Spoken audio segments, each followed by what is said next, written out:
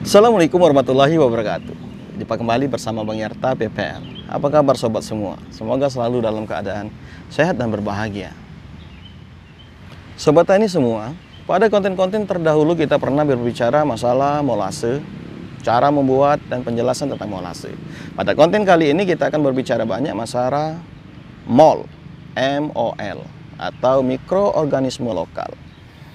MOL sendiri adalah sekumpulan organisme yang bermanfaat sebagai starter dalam penguraian fermentasi bahan organik menjadi pupuk organik padat maupun cair. Kumpulan mikroorganisme yang bisa diternakkan atau dibiakkan yang mempunyai fungsi sebagai starter pembuatan kompos organik.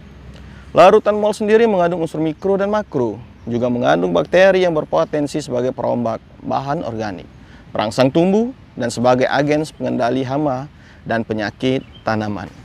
Sehingga MOL dapat digunakan baik sebagai pendekomposer pupuk hayati dan sebagai pestisida organik, terutama sebagai fungisida. Larutan MOL dibuat sangat sederhana, yaitu dengan memanfaatkan limbah dari rumah tangga atau tanaman di sekitar lingkungan.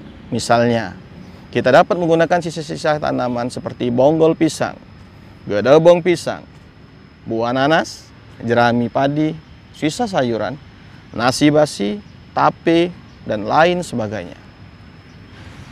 MOL sendiri atau mikroorganisme lokal ini sering dimanfaatkan untuk budidaya pertanian, baik itu organik ataupun yang semi organik.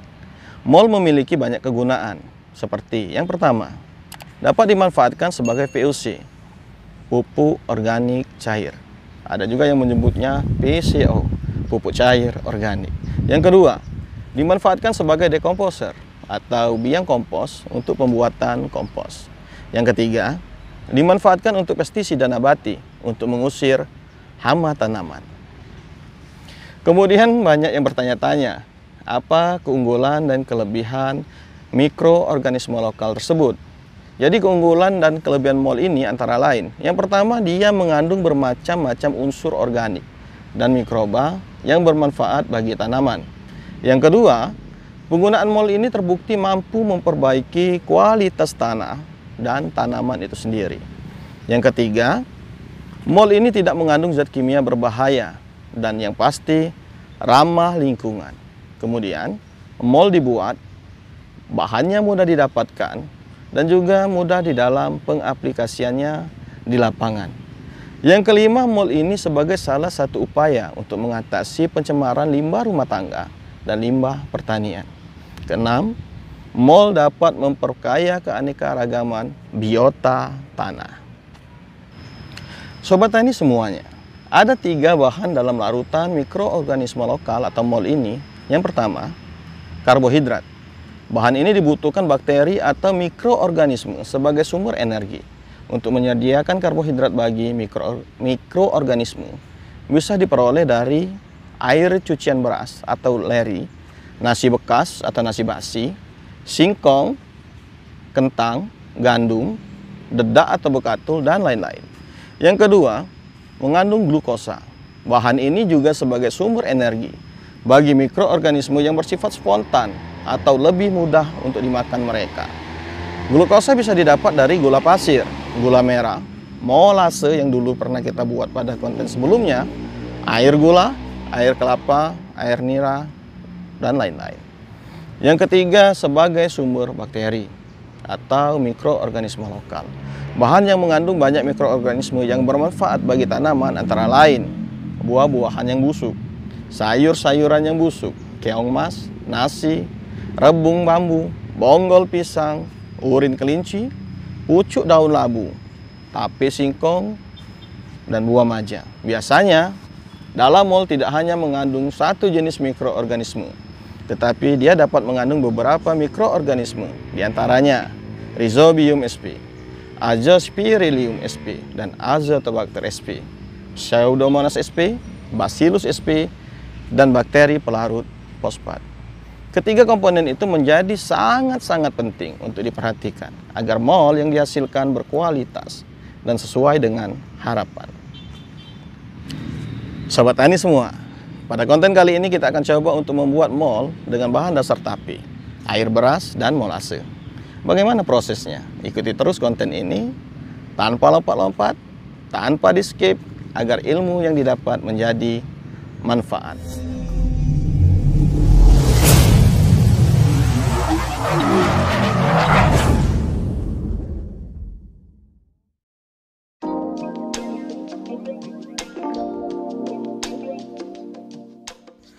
Oke sobat tani semuanya, pertama-tama yang perlu kita persiapkan adalah bahan-bahan yang akan kita gunakan. Bahan-bahan ini terdiri dari tapi singkong. Ini lebih kurang seberat 200 gram. Kemudian kita juga menggunakan, kalau di sini kita menggunakan molase yang pada konten-konten sebelumnya pernah kita buat. Tetapi bisa juga menggunakan gula merah ataupun gula pasir sebagai penggantinya. Kemudian kita juga menggunakan air leri atau air cucian beras. Ini sebanyak lebih kurang 1 liter.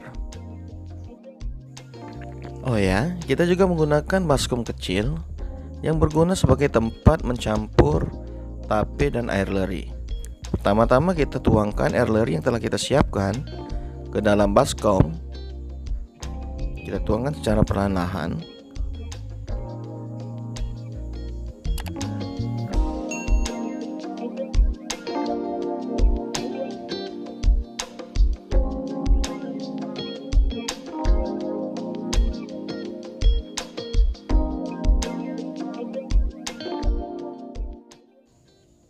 Langkah selanjutnya, kita campurkan tape yang telah kita persiapkan ke dalam air cucian beras atau air leri. Kita hancurkan tapenya sampai bercampur secara merata dengan air leri.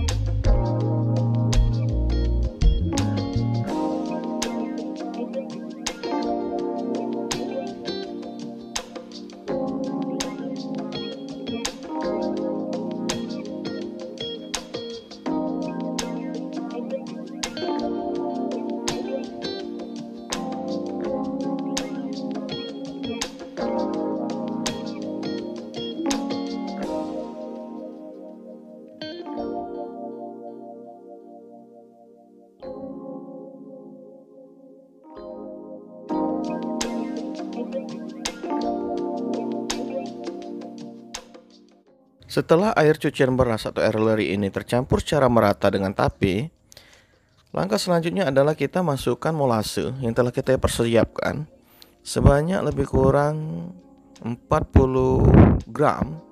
Kalau untuk gula merah, kalau molase ini lebih kurang secukupnya. Kita isikan ke dalam campuran.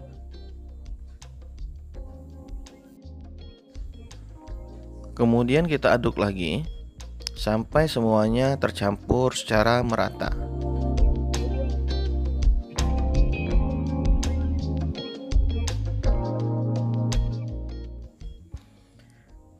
Setelah semua tercampur secara merata, kita masukkan campuran larutan ini ke dalam botol air mineral yang ukuran 1,5 liter.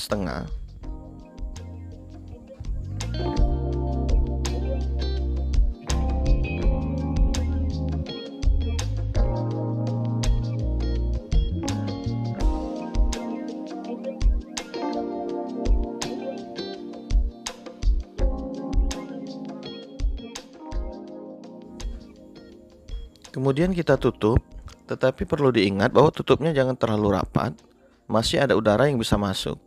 Tutup ini hanya berfungsi untuk menghalangi serangga-serangga atau hewan-hewan lain untuk masuk ke dalam larutan yang telah kita buat. Setelah itu, larutan ini kita simpan atau kita tempatkan pada tempat yang teduh atau gelap dan tidak terkena sinar matahari. Kita tempatkan selama lebih kurang 5 hari. Demikianlah sobat tani semua, semoga konten ini bermanfaat dan berguna bagi kita semua. Bang Yarta kembali mengingatkan, untuk sobat yang baru pertama kali mampir ke channel Bang Yarta PPL, untuk tekan like dan share sebanyak-banyaknya jika menyukai konten ini. Dan yang paling penting jangan lupa subscribe dan getarkan loncengnya, agar sobat tani semua bisa mengetahui konten-konten Bang Yarta selanjutnya. Wassalam. Salam tani.